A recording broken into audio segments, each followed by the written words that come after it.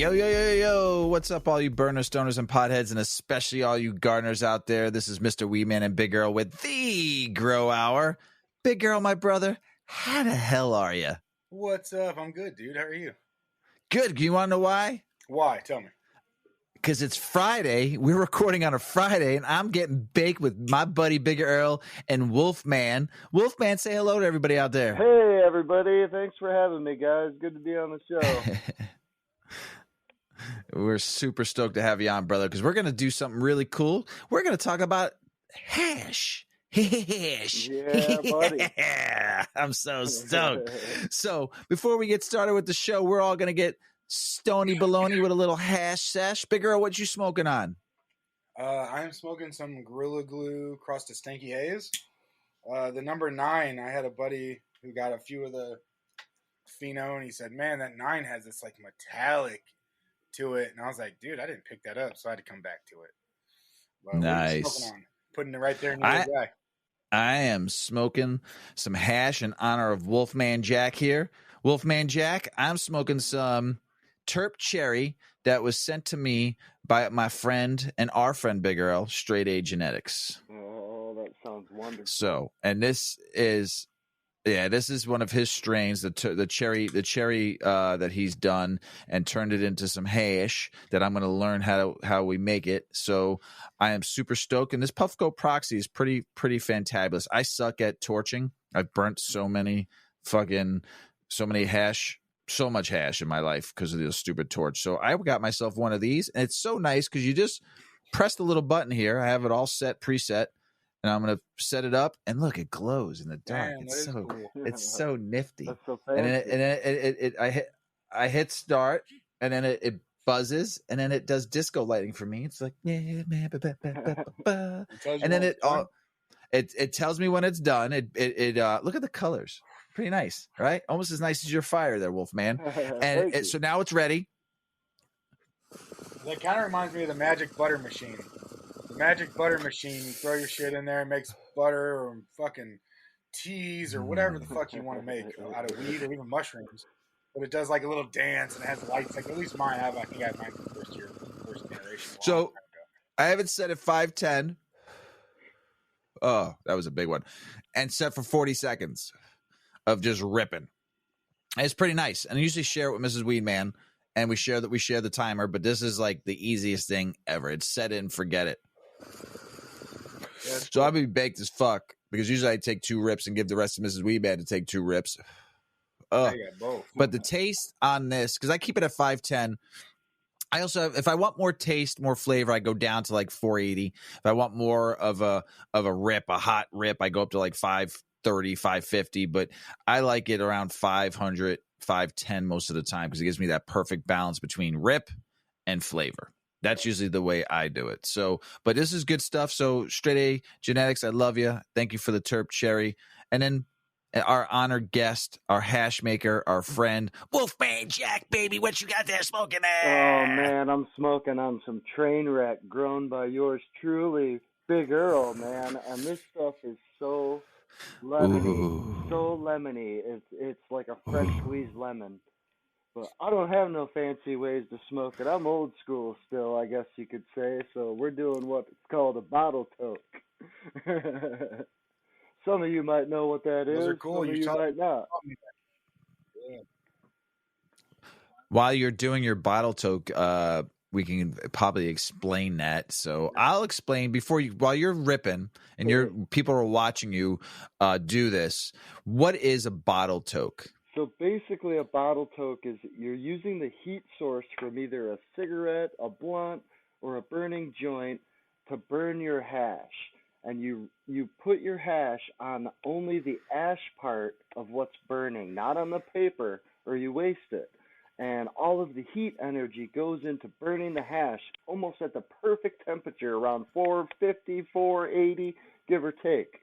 And you collect the smoke in a bottle like this, and once the hash is done burning, the smoke will get very thin, and that's whatever else is burning starts burning again, basically. You could pull your cigarette or joint or whatever out and take your bottle toke just like it is a shotgun. It works very well. When the first time Wolfman came over, we're like smoking a joint or something. He's like, "Oh, this is how I smoke." And I was like, "Bro, I've never seen that tech before." We're like going through it. I usually do it with a square, but we had a joint going, So we're smoking a joint, taking these dab rips out of the bottle. I'm blazed Yeah, by the we got time pretty ripped I that don't day. do a lot of dabs. Yeah, we did. Two or three dabs, 2 or 3 joints. We're just like, oh shit.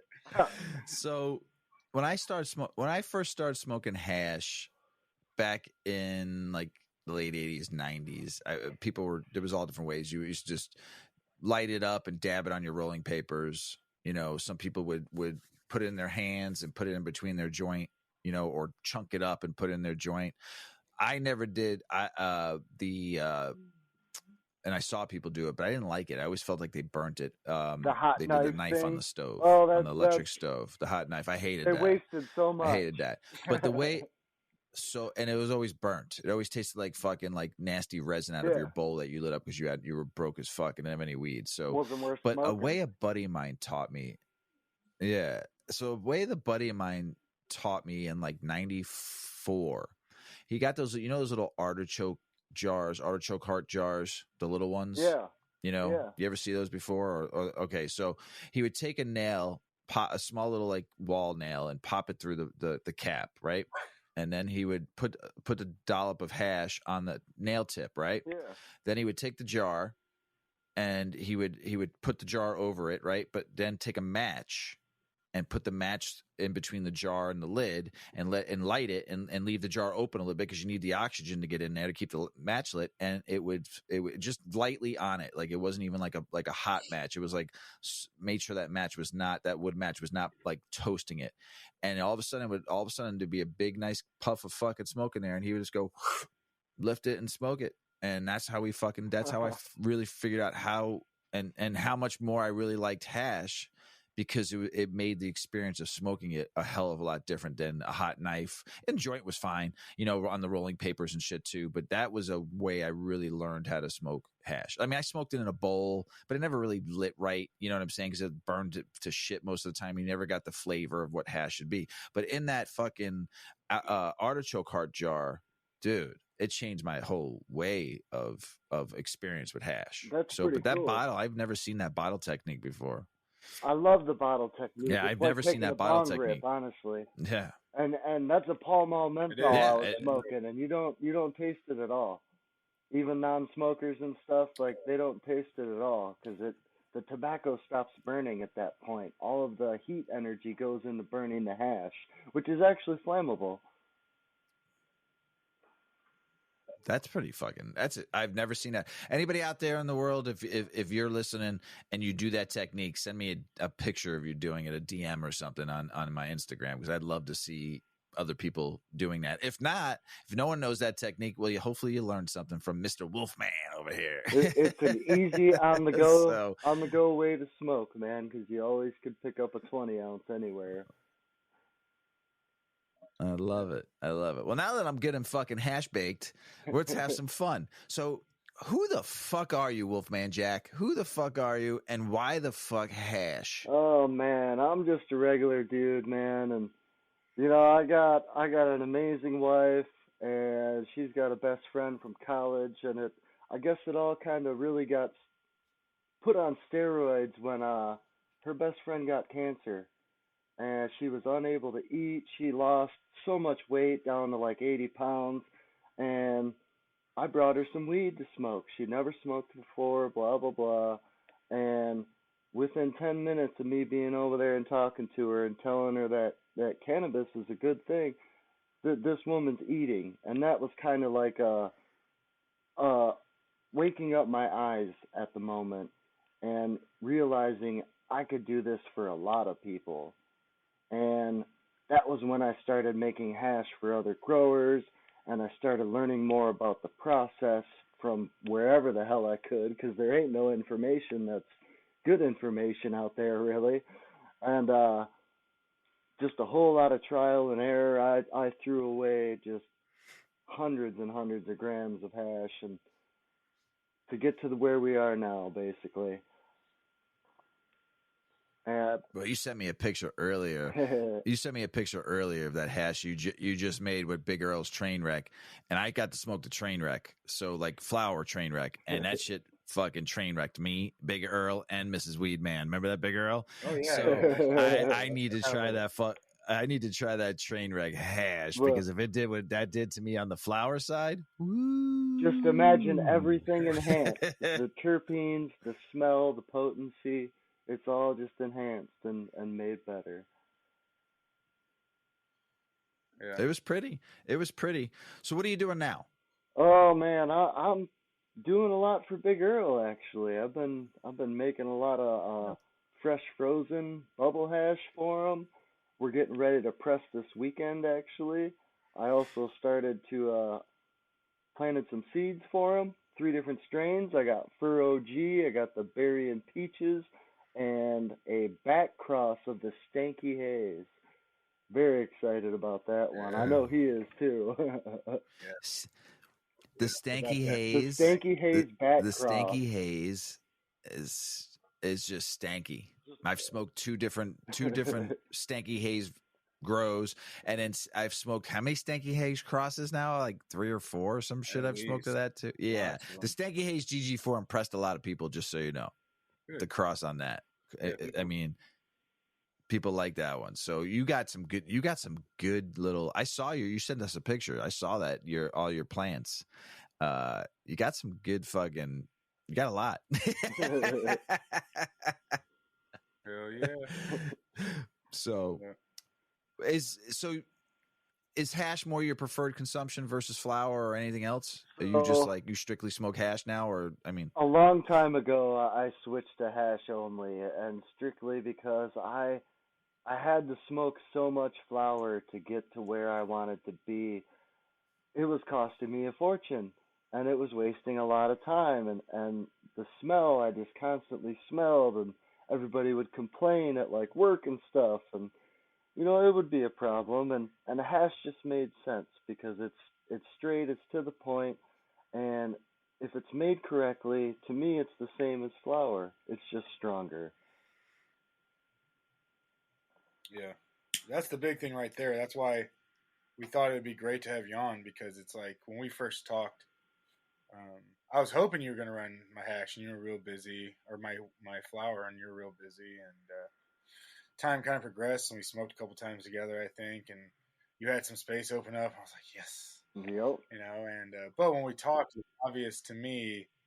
Like, I've been around for a while. I've blasted butane into a Pyrex fucking glass over hot ass water, and hand pump purged that shit, Yep. and It was like 20 years ago, man. back when everything mattered. Yeah, a little sparkle didn't matter much, and man, dude, we were just trying to get high back then. We were just kids, But talking with you about it, it was obvious. There's a huge difference here, and especially when you're talking about having the wax, just the dabs, the wax, the anything you want to call it, just adds this extra layer on, right? Because it's like at first when you're growing weed, it's like, okay, how do I pop seeds? How do I veg? How do I flip to flower? How do I hunt sex? Whatever. Then you get to the end of it, and you think you're done, but you're not. You got to dry it right. You got to cure it right. Yep. Then you get Which everybody past that. fucks You want up to do the first wax. time. You're not done yet. Yeah, you got to do that whole process. Has to be either frozen or done in a way to preserve this and that, and so it just adds like another layer to the art form kind of thing. So It's a whole Yeah, it's a I would- whole another all this. step to learn, and there's way too much to learn, and it changes every day. It's crazy. it's an art form. It is, because I mean, some of the hash I'm seeing now from the hash that I smoked in like 88, 89 into like, shit, till I moved up here from down south, and way different. Two different 'Cause worlds, I was I'm getting sure. well, I was getting some black Jamaican hash, and I was getting hash from Morocco, but the hash from Jamaica was just like, holy shit. Rub It was shit. like fucking tar. Oh, I bet. It was tar. I mean, it came in a pretty big supply too, but shit was tar. Just straight up, just so tarry. It's hard to but it was smoke good. that stuff. It Though. got It was it hard got to you high smoke. as fuck. But it was after a while though, man. Like you would be coughing up like black shit out of your lungs for a while after that. I mean, I smoked a lot of it, so I mean, it was just different. And when you got it, you just hoarded it, and it was delicious, And the high was, like you said, it's way different. And but what is fucking hash though? We're talking about it, but there might be people that listen that don't know what hash is and like kind of like its history. It's been around for a long time, a long time. Very long time. And but people, I've talked about hash on the Chronicles, the other show that we do, and did some history about hash. But you make it. So what is it? And like, what's a little bit of the history of it? And why does like you said, why you use it in place of flour sometimes, but like. Shoot the shit, man. Tell us a little bit. I want to know. I want to learn. A little bit of the history that I know is it's been around for just thousands of years. They've found this stuff in damn near everything on this planet, and honestly, there's basically two kinds of hash.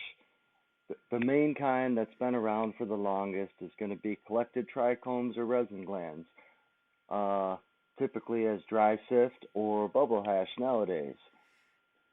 The second kind, which is a little more pure, a little more processed, is extracted essential oil in the form of BHO or rosin. Rosin is a solventless extract made by heat press. So we're basically taking all of the things that they did back in the day with dry sift, and in Afghanistan and Iraq and everywhere they dry sift and screen everything in large quantities, and nowadays in America we're based on purifying everything as much as possible. So the hash is getting much different, it's getting much stronger, it's getting much lighter in color because you're removing all of these extra things from it. That doesn't make it any different, any better, any worse. It's just a different type of hash, which there are many forms of hash in this planet. And actually, they're all amazing. I like to make all of them. A little bit here, a little bit there. I haven't had this one in a while. Let's make it. Why not? Get high as fuck. You got to do some testing, right? I'm the edible tester in the house, so yeah, I've gotten high as fuck from eating way too many edibles. Dude, I cannot make edibles anymore because my wife has a tolerance. I shit you not, she would eat 1,000 milligram edible and not do any and function like she's normal. It's amazing. She has that protein enzyme that blocks everything from her liver. So yeah, I get that. But I Mrs. Weedman makes some phenomenal edibles. But go ahead. Sorry, big girl, you were gonna say something. I can't remember. I can tell you a hilarious edible story though. One time we were using keef and we're just putting in some brownie mix. So easy, put in some brownie mix that she has to bake. It'll decarb. The keef in there, you can mix it in real nice. You get a pretty nice like even serving. So I'm at work and we're going to this event. I'm like, hey, we should make some brownies. So I called my wife and I'm like, we make some brownies, put like, I don't know, 2 or 3 grams in the whole thing, just assuming it's 500 to 600 milligrams a gram. Well, the scale I has 2 covers to it, and the second cover was on, and she didn't realize it. And so she makes them, and we take them, and there's only me and another person there. I won't say the relationship who it was, but I ate it. And I was like, man, this is kind of earthy. Man, I like fell out of the car. I was so stony when I got home. Like literally, I got so paranoid sitting there because I'm sitting there at this house, and I turned to my wife. I'm like, can we please go? She's like, are you okay? I was like, I don't know, And so we get home. Well, long story short of it, it comes, a day or two later. I can't remember exactly when we put all the pieces together. The second cover wasn't off the scale. We started talking about how much she put in there. And she's like, well, I couldn't quite fit all that on the scale. And I was like, so how much did you put? I put as much as I could put on the scale. Oh, I was like, no.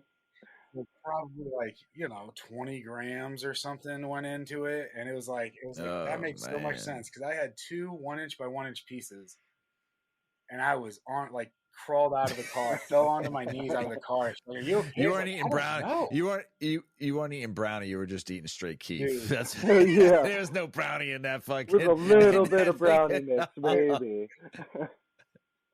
The brownie was a binder to all that fucking keef that went. It was. It's like I getting felt so caught in bad. The your other throat person that and he's ate trying to eat it. it tastes like straight earth. So like definitely, the other person that ate it, I felt so bad because he ended up like in the shower, like kind of having a bad time. And I was like, just keep the tray, and because it's like a high dosage. It's like just take small bites. We know what it is now. And I think he enjoyed the rest of that tray, but like, Oh, dude, that's a little bit off. But it was made with hash, so be careful eating edibles. Like slow, know what you're doing, what you're putting in there, and make sure your shit is right because you go a yeah. few grams isn't much. Like a few Start grams low and is go slow. percent of a Too much, percent of a man. Too pound. much. Too much. Like yeah, exactly. Like it's Especially keef. yeah. So Big Earl told us how Mrs. Earl makes edibles, but how the fuck do you make hash? Oh How's it man, made? there's many ways to make hash. It depends on what type of hash you're making. So it starts off with dry sift, and that's everybody knows that we've all had them little grinders with the little keef tray in the bottom that gets clogged after like 2 grinds, and they make those in big versions where you can sift all your trim and all that stuff and process what comes from that, or just smoke that as it is. Uh, a very popular form nowadays is bubble hash. Everybody's doing it. It's very affordable for the home grower to get into. They could perfect it and make some very very high quality hash at home. In the let's see here, BHO. Ooh, BHO is a touchy subject. We all suck. A lot of people suck. A lot of people suck with acronyms. What's BHO stand for? Oh, I sorry. suck with acronyms. Butane hash oil. So you don't necessarily. Thank you. I knew it. I knew, but some people out there might not have. Sorry. Yep. So BHO is a controversy, basically. Everybody thinks that it could end up as a dirty product, and there's bad practices, and there's people making bad product. But if it's made properly, BHO is an absolutely amazing product and will be very flavorful, extremely, extremely potent, and just absolutely wonderful. It all depends on the person, really. What kind of hash that they would like to smoke, they would like to make, and honestly, how much money they're trying to invest to make that hash. That plays a big factor too, because a lot of this stuff is very expensive to get into, and it's a huge initial cost in order to produce what you see everybody on Instagram and other social media producing. You can half-ass the equipment and you're going to produce half-ass hash. Yeah. So, sorry, go ahead. Most. I was gonna ask a question. Sure, go ahead. Hold on, real quick. With BHO. Now, I've said this a lot of times with butane. I nothing against it. A lot of people like. I remember when I first tried shatter and I first tried wax, and people I'm like asking people how they. This was like 2015, 2014. I was asking people how you made it. Like, oh, butane. We use it over in our And I'm like, oh, okay. But the one thing I always felt like every time I tried it was I always felt like I tasted the butane. I didn't say it was bad. It just overpowers my palate, kind of like metallic. I'm very sensitive to metallic. Mm-hmm. Like I could taste metal, especially when I drink a beer, like a sour, and it's got that, it's been fucking done wrong, and you could taste metal. Like I'm sensitive to that because I smoked cigarettes for a long time too. So I'm sensitive to fucking butane. Is there a way to take that taste out of there? There definitely is. Or is people doing it wrong? People are doing it wrong. If you have a metal taste or a bad taste or a burning taste or any kind of taste like that, it's because you have trapped fats, lipids, waxes, and even chlorophyll or possibly plant matter in your BHO. And that's going to cause a burning taste in your throat. It's going to be harsh to smoke. And it also contaminates your final product. You're trying to purify the essential oil from the plant matter. And if you're bringing extra stuff with that essential oil, you're not purifying it enough, and you're smoking crap that you don't need to, that has no medicinal benefits and no need to be smoking. So somebody could be sensitive to it and maybe taste it a little bit. Even if, now, like, there's certain percents, I'm assuming, like the dispensaries and stuff have to be under, or that side of the market. There is, and Not if you ever look those up, the numbers are very scary. What the allowed numbers in BHO for most places are. Me personally, I try and over process any BHO that I make in order to ensure that I got every last bit of butane that I can out of that product. And that's using heat and vacuum in a vacuum oven. Most people don't do that. They'll use just heat, or they'll even just use the water bath, and they don't use enough time. Time and heat will definitely evaporate all that butane from that product. But if it's a dirty product filled with fats, lipids, and waxes that you can actually see with the naked eye, it's going to trap a lot of that butane in the product. And you're going to end up having a very hard time passing tests or getting rid of that taste for somebody like you to enjoy that product. Yeah. Yeah, interesting. Because that's why I always wondered why. I always felt like it was just not done right, for me to have to taste that. Same thing with a sour beer. Why I tasted metallic in it, because it got like it was a bad batch, or it got functified, and you got that metallic taste, and you knew it. You're like, oh God, did I just eat a fucking can, a steel can, or and something? I'm chewing that's on what it tastes like. And and I've had some hash from cultivators, and I listen, if you use butane or use PHO and all that stuff, petroleum based stuff too, I mean, sometimes like you said, you don't process it right. So I can taste stuff, and it's like, that's not what I want to taste. No, I want to taste what I'm supposed to be tasting. And that's the terps, that's the flavor, that's the flavonoids, that's the esters, that's everything that's in that plant that I want to be tasting, and smelling too, because I can smell it too now, butane, pretty bad. Mm-hmm. But tasting it is fucking god awful. A lot of the problem is the butane that is used for a lot of extractions nowadays, especially from any of the home growers, because they'll buy a case of canned butane, and inside each one of those cans, it's supposed to be pure, 99.9% pure, but there's oils from transfer pumps and stuff that are trapped in those cans. And if you run it through a closed loop system and distill all that butane from those cans, you can see all of the stuff that ends up in your extract. Any closed loop extractor or good butane hash oil maker will buy either N-butane or isobutane, which is food grade. So that means it is 100% pure, and the way that they fill the tanks is with a temperature difference instead of pumps. So there is no chance of contaminants entering the tank that you are buying for food grade purposes. It makes a huge difference. Interesting. Yeah.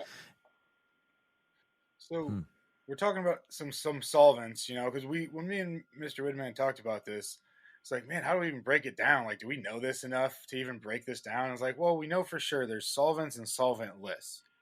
And butane being a BHO, being a solvent, so maybe we could like break down all the different types, or like the solvents and the solvent list methods. And then maybe we could, after that, go over some equipment and maybe some names and stuff, so we can know, we're walking into a dispensary, I'm going to buy a gram of this kind of hash. What does live, what does cured, what does all this mean? So we talked about some solvents, so we can get back to those, but solvent lists. What types of solvent lists, extracts, hash do we see? Most solventless hash that you're going to see in the dispensary is going to be either hash rosin, flower rosin, live rosin, and these are all made with a press, usually either from flower or from bubble hash or sifted keef, dry keef. things like that. Um, Solventless is really honestly my favorite. I believe it has the most terpenes, and the shit just gets you higher than shit. So why not? It's easy to make. Anybody at Yeah. home can do it. You can perfect your skills. There's a ton of information.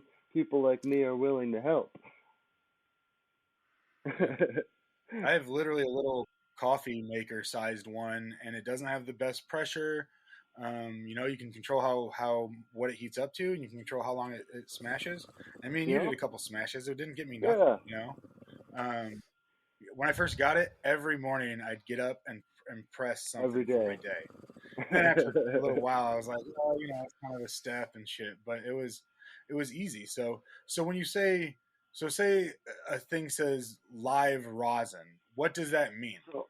So live anything is gonna mean that the original starting material was frozen fresh. So there was no dry period at all. You freeze the material, literally cut it off the stem, throw it in a Ziploc, and put it in your freezer and wait for it to be extracted. Usually, with solventless, you're going to be doing bubble hash.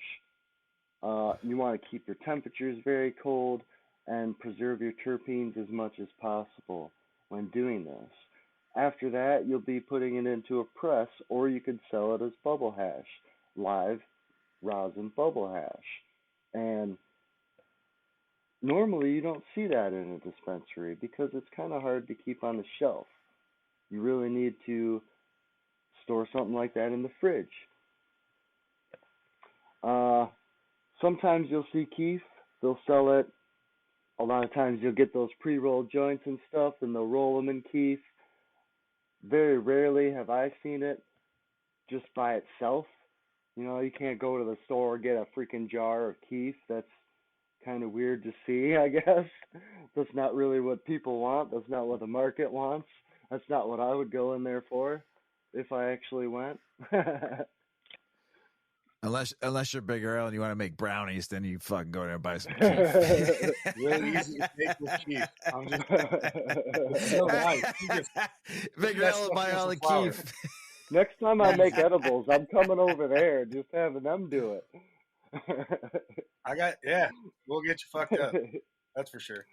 So you said live rosin could be bubble hash too. What does rosin mean?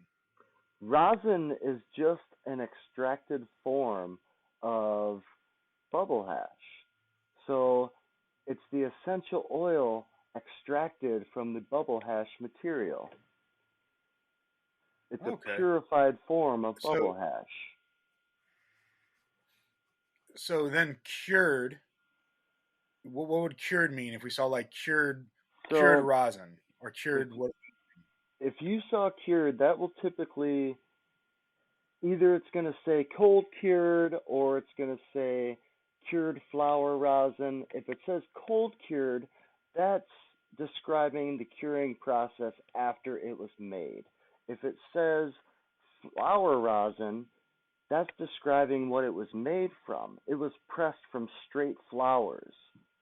So you're going to get a lot more of the cannabinoids, the terpenes, just all of the wonderfulness in that rosin. But it's not going to be as pure as a hash rosin would be.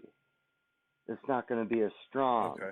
as a hash rosin would be. You're not going to get those high THC numbers that everybody's looking for when they shouldn't be. That deep golden drip. Yep. They Oh need to yeah. be looking at those What he So said. what we made was cured rosin, cured flower rosin. Yes. Because cured we flower rosin. we were pressing cured flowers, which is the same Yeah. hash that I'm smoking now. It was pressed from cured flowers.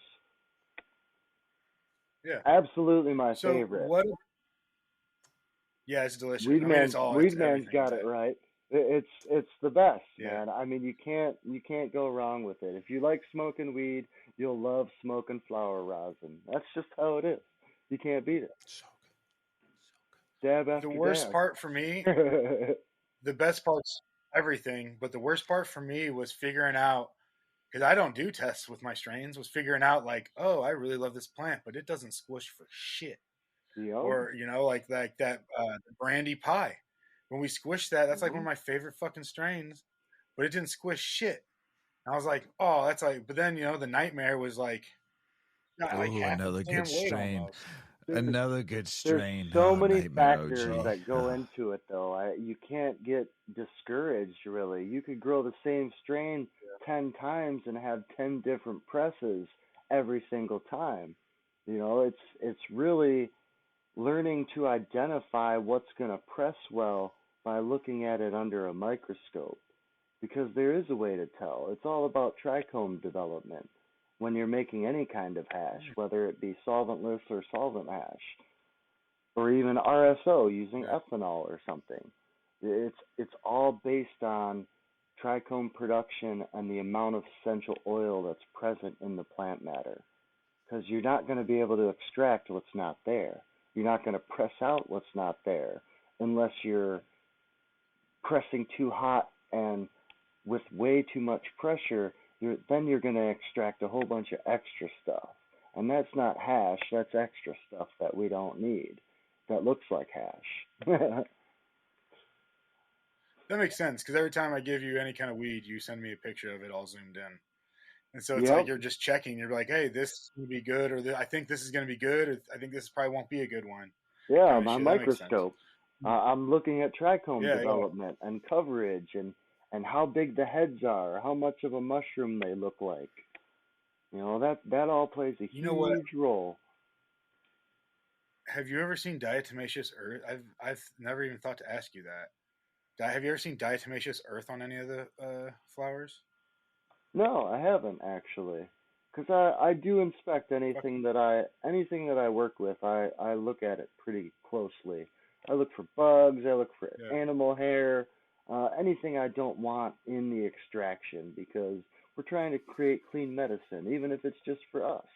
I don't do what I do Yeah. for money. I do what I do for product to smoke. So it makes it more important to me to produce a cleaner, more pure product instead of more quantity, if that makes sense. Because it's the only Oh yeah, thing no, that we for sure. smoke. It makes me focus all of my attention on bettering my skills. And that's all I have ever done the instant I first learned how to make hash. Yeah. Yeah, that makes me feel great because that's a technique that I use. I don't spray anything in flower, but I use that product because it stays on the plant and because it can add some pest resistance later in the flowering life, so I Mm-hmm. can see it on the stems while it's flowering. And I've always thought, I wonder if there's a contamination there or if there's something going on there I can't see. But the flowers don't form for like 2 or 3 weeks after I spray it, so it's Yeah. all brand new growth by the time the flowers are forming. So I should maybe ask you that off recording in case you were like, oh yeah, I see it all over the place. I'm like, fuck. Nope. If it was an issue, honestly, because I know that's what you use and I know that's what it probably would be, I would ask you first, but it would be easily washed off or rinsed off even. And then the flowers would Yeah, be either re-dried or frozen for later processing. yeah. So there's always So ways to do things, and there's right and wrong ways. Unfortunately, a lot yeah, of this business, a lot of people, a lot of dispensaries are doing things wrong, and just for greed, and it's put a bad name on a lot of good hash products. Unfortunately, let's talk some more yeah, about hash. yeah. Yeah, Well, how about let's do. one last solvent list? Will you talk about that temple ball? That was Temple dope. Oh, ball. I So saw a picture of that. Yeah, temple ball you left me. Wolfman, I so saw a picture of that, man. Oh my man, goodness. It was Oh cool. my I was goodness. really just having fun, man. I was high as fuck, honestly, and I was like, man, I left a little bit of this bubble out from when I pressed all that Mm. shit for Big Earl and stuff. So I'm like, screw it, I'm gonna do a little Frenchy style temple ball, man. And I got me a little glass bottle with Mm. my hot water. I took about 6 more dabs, and I went to work on this temple ball. And just, you saw it. You had that beautiful marble to it, and that thing was like Yeah, it was awesome. 2.4 grams, man. I couldn't believe how fucking much it weighed. Mm. I never weighed it the whole time. I was playing with it and staring at it. I never weighed it. I So still got like half of it. I so roll them into my pretty. joints. Delicious. I It's need to smoke beautiful. that, Earl. I'm so jealous. When I saw a picture of that, I was like, "Whoa, Dude, Yeah. we whoa! can I make more, want bro. me wanty, me wanty." Yeah. Are we forgetting anything on the solvent list side? I don't Well, think so. Dried flour, okay. What about kief. solvents? Yeah. For solvents. Oh, What about so solvents? I guess the first solvent that became most popular would be ethanol. And that became most popular with a good man named Rick Simpson. He made something called RSO, Rick Simpson oil, which is a very medicinal and amazing essential oil from the cannabis plant. It is full spectrum, it has everything, usually very dark in color, very thick, like a tree sap or a maple syrup, even, and it's used for all kinds of treatments. There's millions of studies about it. A lot of them, these fake doctors just don't want to believe, but the proof is out there and this shit works. Simple as that. They use it. RSO's the shit. RSO's the RSO's the shit. shit. And It's so anybody good. anybody can It's make so it. good. It's so easy to make. But I've seen I made it. a lot of people make it incorrectly. Any kind of extraction is all about temperature. You must keep a cold temperature. And a lot of RSO, you have to evaporate the ethanol. If you do that at too high of a temperature for too long, you're evaporating a whole bunch of the stuff you just tried to extract. So I go through and I teach people different ways to kind of make it and get people away from using isopropyl alcohol for anything, because isopropyl is not should not be used with any kind of extraction. It's only used for cleaning. It's a denatured alcohol. Yeah, it's good to It will make you sick. it's good to clean this. Yeah, it's great to clean that. A little bit of salt, a little shake Great. like it's a margarita. Uh, You're good to go. it's great. Uh, Oh yeah. And then we talked about butane, which is a solvent. What about propane? I've seen people do Pro, per So- pro, pro, steps. pro, you so- got some of that propane. propane and Propane propane accessories. accessories. Put on my shirt. So butane and propane are what's called hydrocarbons. They are a type of fossil fuel that's considered food safe. Everybody knows propane grills. The butane that we use is N-butane or isobutane, and the propane is not used by itself. It is very pure and it is very clean. Usually you'll find that in a 70-30 mix, 70% butane, 30% propane. And the reason they do that is back to temperature. Temperature is the most important thing with solvent extraction, whether it's butane, ethanol, whatever the hell you're doing, you have to keep a cold temperature for the best extraction possible. With a butane and propane mix, you're able to get those temperatures even that much colder, freezing the fats, lipids, and waxes and the chlorophyll in the actual plant matter in the material column, not even allowing it to move, to even think about being extracted. It allows for a very clean product. Typically, the home grower. What about the carbon dioxide? Oh, I'm sorry. Oh, carbon dioxide. Sorry. Carbon dioxide, we Yeah, no, almost sure. forgot about. This is one I don't know too much about. The main thing I know about carbon dioxide extraction is the equipment is expensive as hell. The licensing to do it is expensive as hell. And the pressure that you're operating at is very, very high. Several hundred psi or higher, if I'm not mistaken. Now, when I do a butane extraction, at most I'm maybe at 2 or 3 psi, and that's even when I'm boiling butane back into the tank to reuse. So the pressure differences make it a much more dangerous extraction and potential for explosion and damage to personnel or death even. So a lot of people will go with butane extraction, and they say that butane actually produces a much higher quality product. Now this is hugely debated and people are going to hate me for saying that, but it is what it is. And honestly, I've had a few CO2 products and they just weren't that good. But CO2 is considered a solventless sorry extraction. to interrupt. Technically. Real quick, is CO2 just a little bit cleaner? I've heard it's cleaner, but like I said, I'm not an expert on this at all. Just heard that it's cleaner than the butane, but it is harder to, like you said, way harder to buy the equipment. It's pressure. It seems like CO2 though stuff is a little like less flavorful. So CO2 like it's extraction, like stale. It's like stale. It is stale, and that's because the super cold temperature it's operating it at. You're not able to preserve those terpenes. It's getting them so cold you're evaporating a lot of those terpenes, and you're just not able to preserve the flavor that you wanted to, which is why a lot of people that start out with CO2 extraction will switch over to butane over time. It's very common.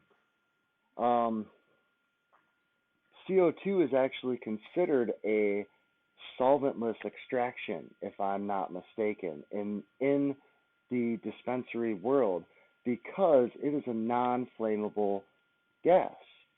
You cannot light it on fire. It will not explode or burn like butane or propane will. It is not a hydrocarbon. So it is considered safer. What was that? So things will light on fire with butane. I have seen fires chase across the kitchen because somebody lit an oven over there and somebody's blasting over here. Oh yeah. And by somebody crazy. I mean me and it's fucking nuts.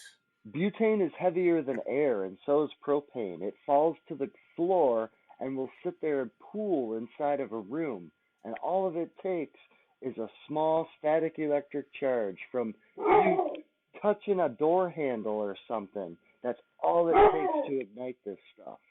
And that's very scary for somebody learning off of YouTube and trying to get into butane extraction.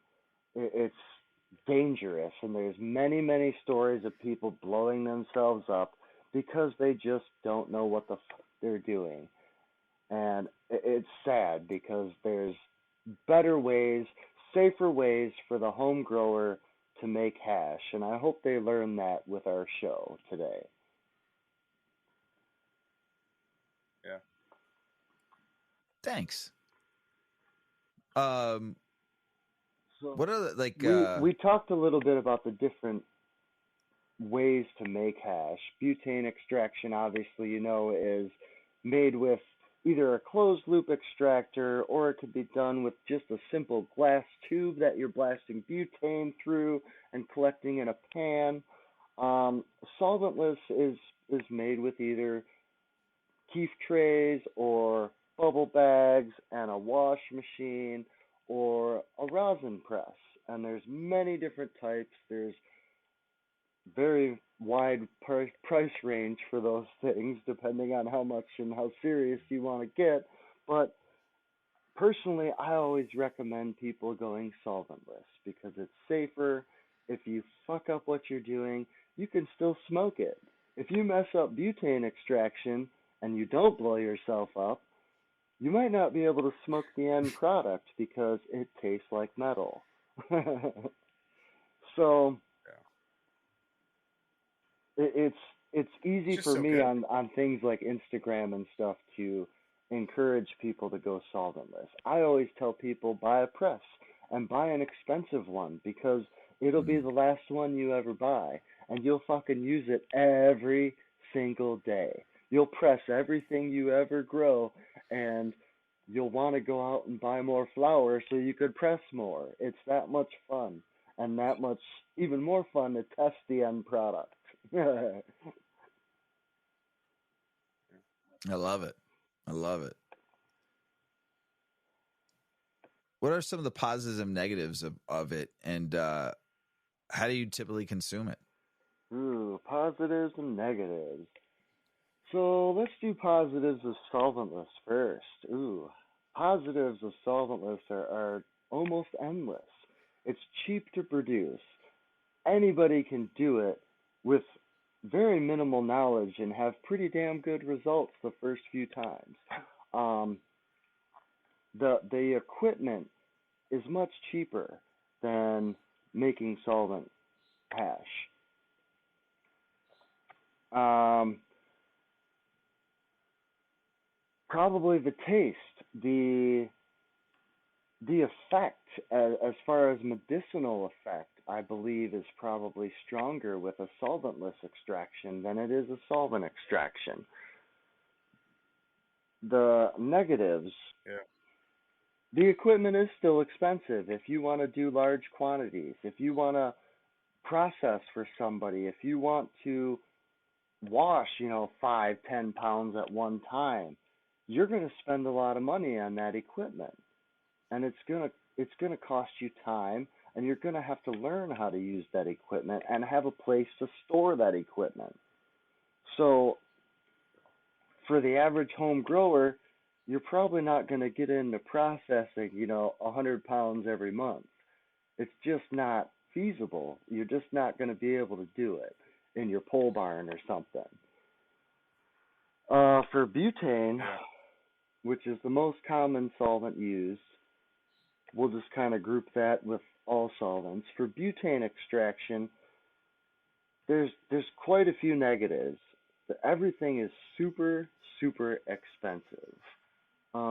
If you don't have proper training, proper standard operating procedures, proper safety equipment, proper ventilation, the proper area to do it in, proper equipment to process it after you're done, it could be very unsafe. It could be very you could be creating a poisonous product that you're consuming yourself or even worse selling to other people with the assumption that it's a clean product and they're smoking it with no problem.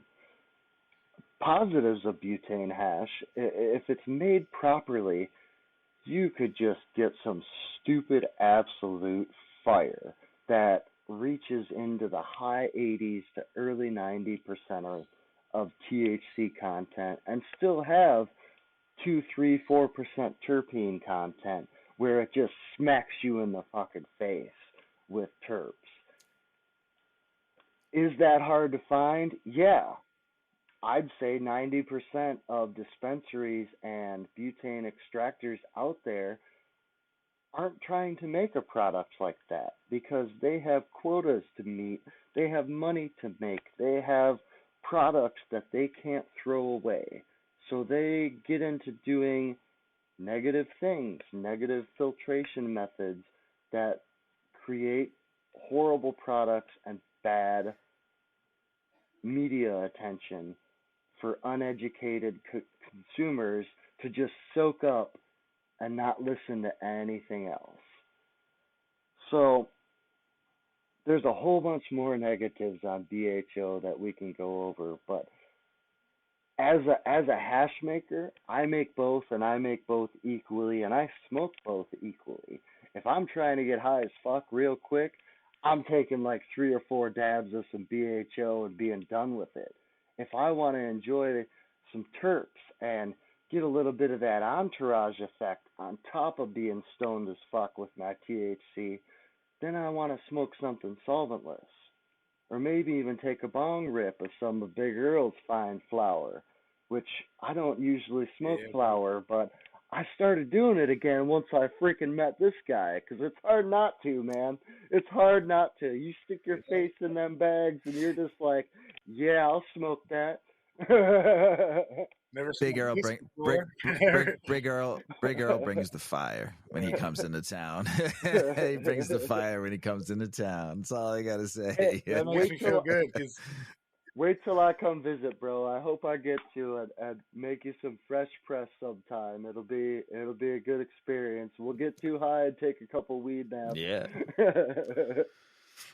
yeah, That was the one thing about BHO. Like when I first started smoking BHO products, even though I didn't like the taste, this shit made me so geeky. Like I couldn't function. I'd just be dabbed out on the couch and not Yeah, want to move for a couple hours, like high which isn't a school bad high, thing. man. But I mean, pressed rosin, fucking, hash. I still can function somewhat.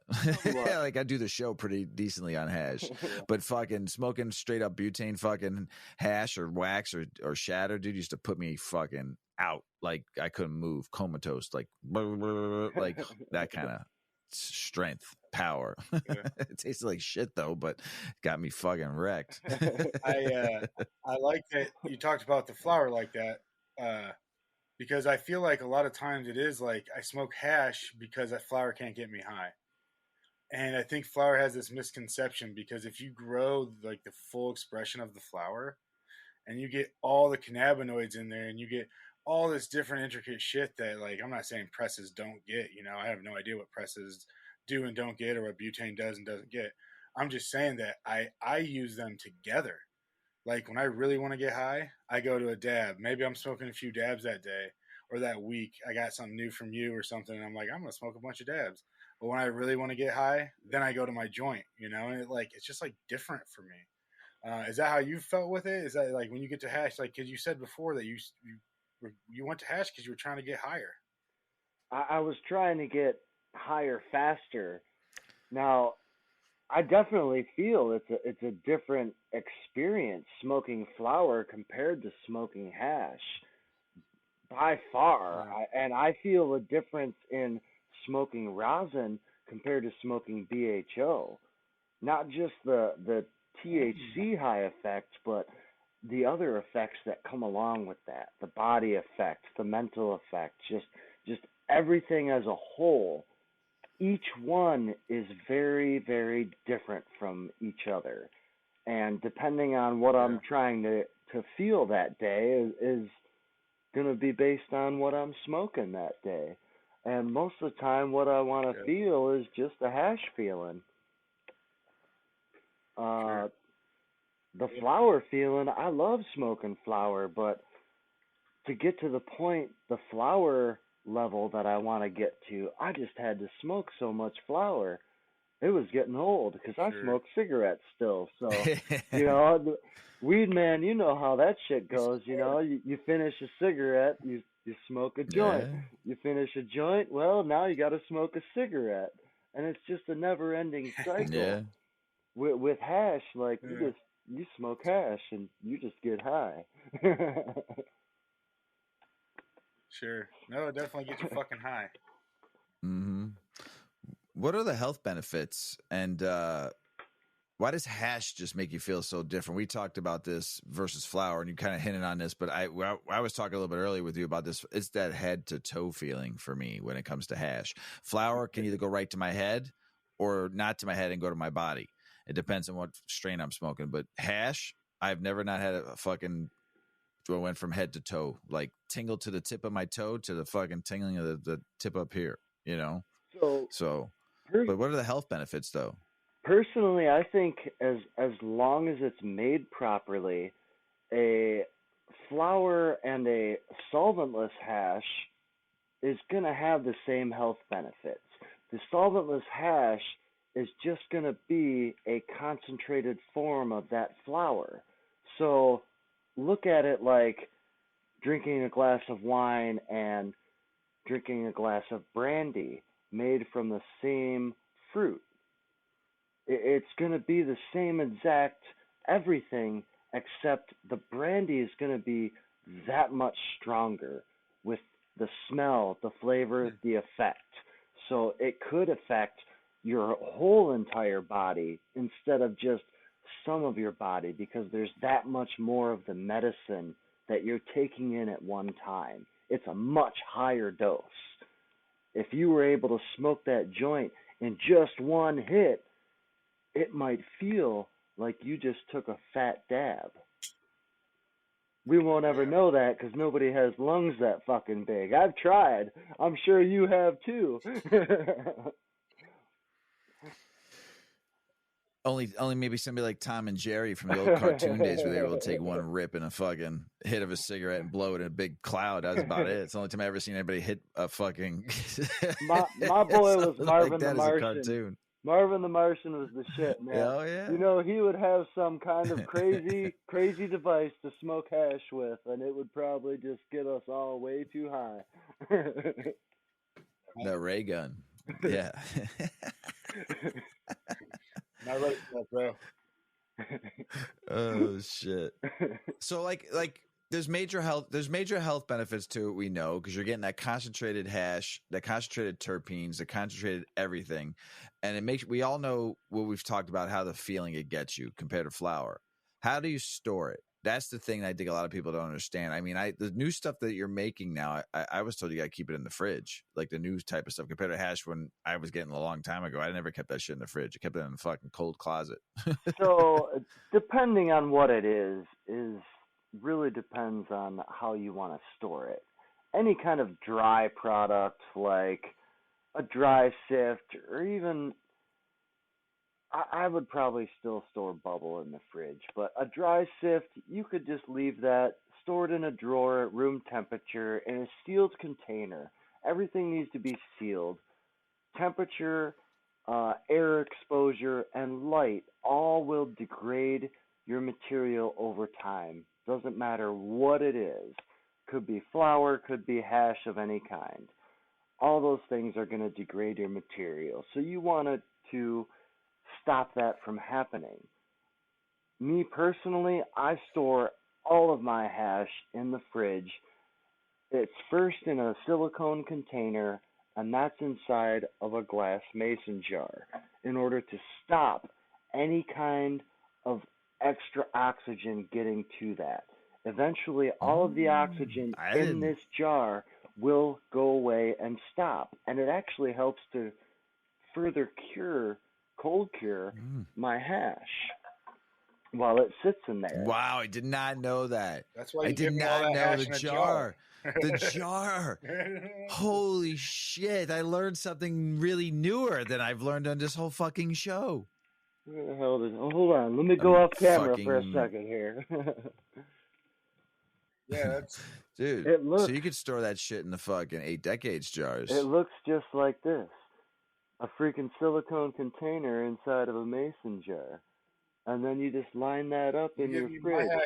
You pop this shit open. And oh my God, Big Earl smelled this. This is my apple blossom strain from Humboldt.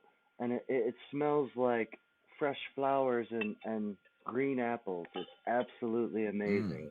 I want some fresh flowers and green apple. What the fuck you doing over there, Wolfman Jack? I grew this thing out like 7 times, dude.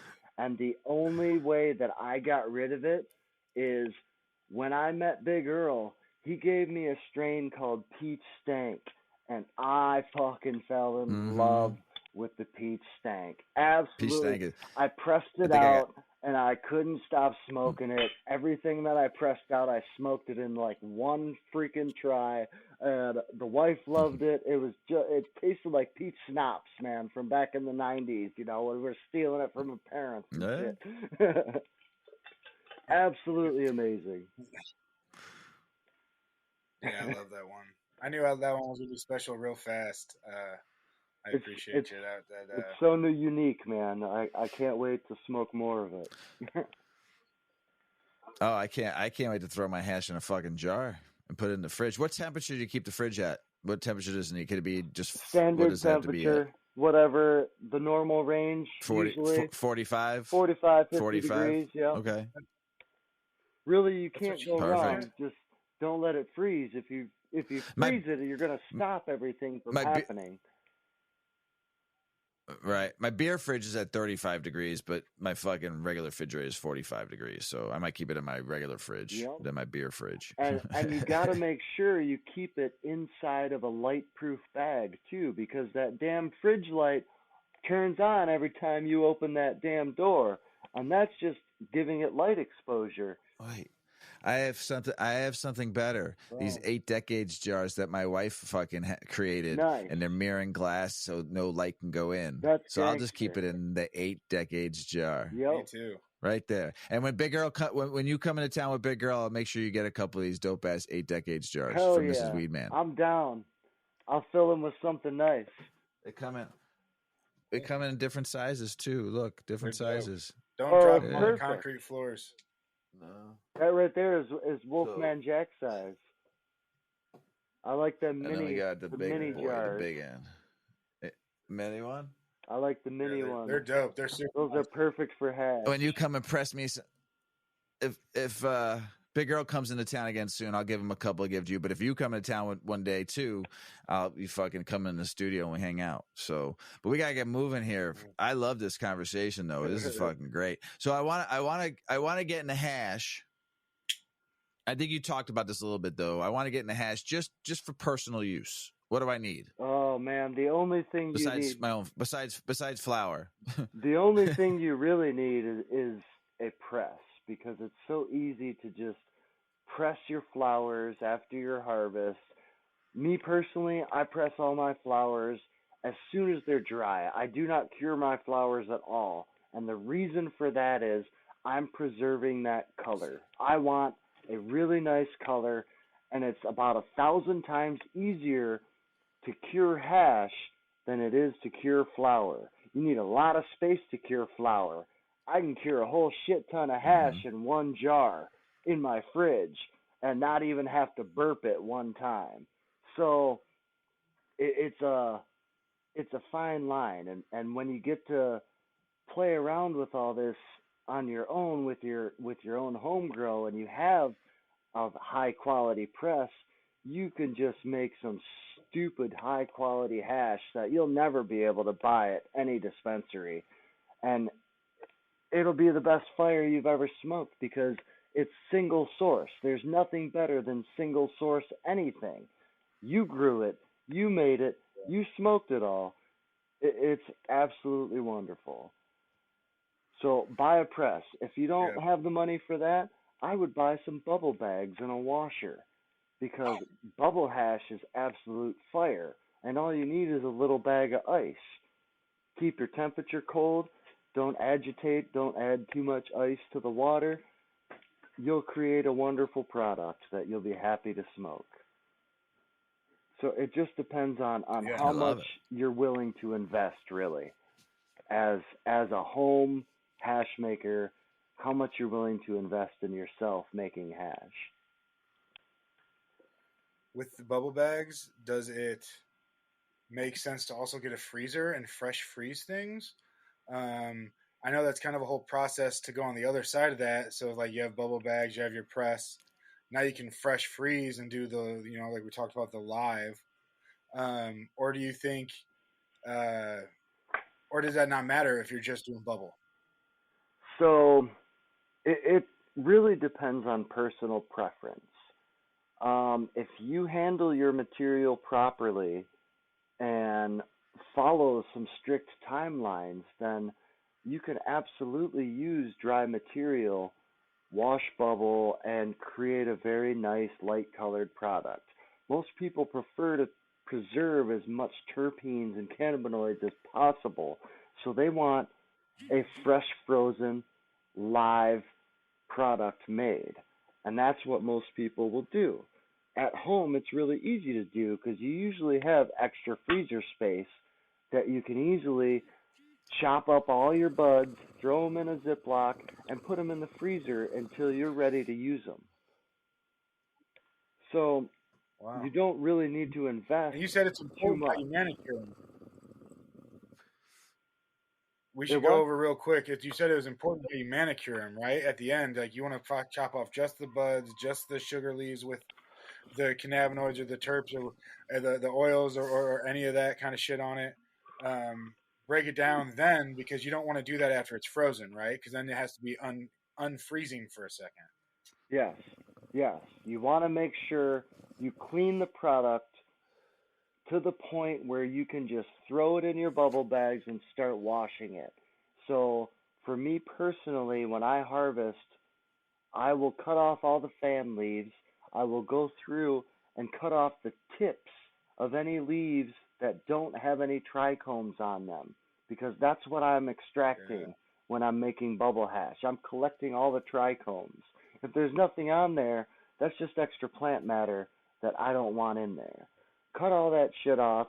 Once I go through there, I will cut the buds off, and I'll cut them in small pieces, because that's how I want them inside the wash machine to be washed. If you have giant nugs, you're going to have a hard time washing the center of that nug. You need surface area. You need water and the temperature to be able to freeze that trichome head so it breaks off and is transported through the water. Yeah, that makes sense. Excuse me. Whoa. That train wreck, man. Wow. Can I ask a question on that real quick? So when you the trimming part, would you want sugar leaf, like real juicy sugar leaf with that too, or you want the sugar leaf off? No, absolutely. Because I mean, just especially if it's fresh frozen. Yeah. If it's fresh frozen, Yeah. you leave all that shit on. It saves you trimming. It saves you time. Once you get good at it and you understand completely that you're trimming this plant for hash, you can do so much trimming in a very short amount of time. It is crazy how much faster it is, because the mindset is it all gets washed. There's all good stuff. It all could be extracted, and we want that. We don't want to cut it off. We don't want to get our scissors in there and damage those trichomes, because every time you touch that bud, every time you cut off another leaf, those trichomes are getting broke open by your scissors. That's what creates scissor hash. That's broken heads that are all over your scissors. That's what we don't want as an extractor, because that's wasted product. And your fingers too. And your fingers, yes. And your fingers too. And your fingers. I don't want to lose that. I want to smoke it. I can't smoke my fingers. The smell is great. Don't get me wrong. It smells phenomenal. But I don't want to lose it. No. So the less I touch it, the better. It's a very different way to harvest and trim, and it's almost kind of hard to get used to, but once you get used to it, you get very, very fast at it. I harvested my 4x8 tent with 9 plants in it. I pressed out 24 grams of flower rosin out of 3 different strains. 3 different strains. And dirty. I trimmed it all. Dirty. I trimmed it all myself in one day. 9 plants. So dirty. Nice. Dirty. You're so dirty, Wolfman Jack. I love it. I'm not gonna get up and dance. I got no rhythm.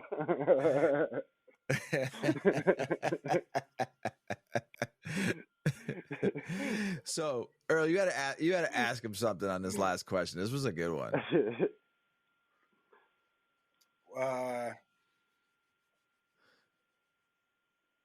The trimmed up one, right? The fucking plant. Did you already ask that question? Yeah, that's what I just asked. Yeah, my bad. I did that. I did that last rip, man. Yeah. That was my fucking. That was my 12th. That was my 12. That was my 12th rip of a show. Hour and a half. That's hour and 15 minutes. That's pretty good for me. That's a lot of hash for myself. Like I said, I usually split the timer with Mrs. Weeman. I take 2 hits. She take 2 hits. I took 12. and I packed that bad boy too. So I'm pretty fucking. I'm high as fuck. That last one too, I lowered the temp down a little bit just to get more flavor, and it's still holding nice. Wolfman, my friend, plug away, brother. Tell us where we can find you, because people need to see some of those pictures, man. That fucking ball that you made. Oh man, I wouldn't mind that ball across my nose any day. That's the good kind of ball. Hey man, you guys can find me only on Instagram lowercase w 01 lowercase f period man. My picture is a scrogged out weed plant, Kyle Wolfman. Check me out. Big Girl's following me, Weed Man's following me. Pretty easy to find me. I got like 400 posts. I give away all of my secrets, everything I do, all of my mistakes I've made. I talk about it all. If you want to learn anything, That's awesome. come and see me, man. I'd love to talk to you. This is what I do. I love it. I love it. And I appreciate you teaching us about hash. You taught me a lot. That one you really blew me away on, the fucking jars. And now I know I can use those 8 decades jars to put my hash in. Oh, gosh. You're going to notice that blew a my difference. mind. You're going to notice a difference with That blew my mind. aged hash. Oh, Your that blew my terpenes will mind. last so much longer. Mm-hmm. It'll taste so much better. You might even get a little bit of terpene separation where it gets a little wet that you notice, and then you might give it a little whip. I'm excited. You know what's a little surprising to me, or most surprising? You didn't bring up CalMag once. You know talk what? about a little bit about how if anybody adds any amount of CalMag, what they can do with this? The most important thing in any solventless or butane extraction is you must filter everything with lots and lots of CalMag. Otherwise, you will never create good hash. Good hash only comes from a ton of CalMag. Everybody out there in the world, we love you. Don't forget the CalMag. Peace! Yeah. Check out our cannabis lifestyle brand online at 8decades.com. Our custom smokes and accessories are perfect for your coffee table, bedroom nightstand, or kitchen counter. They're designed for you to show them off. The Canna community is also loving our hemp and cotton blend t-shirts, sweatshirts, scarves, and hats, finished off with our 8 Decades logo. We've got some awesome long-lasting goods that will be your favorite for years to come. 8 Decades, because a 9th decade of cannabis prohibition isn't acceptable.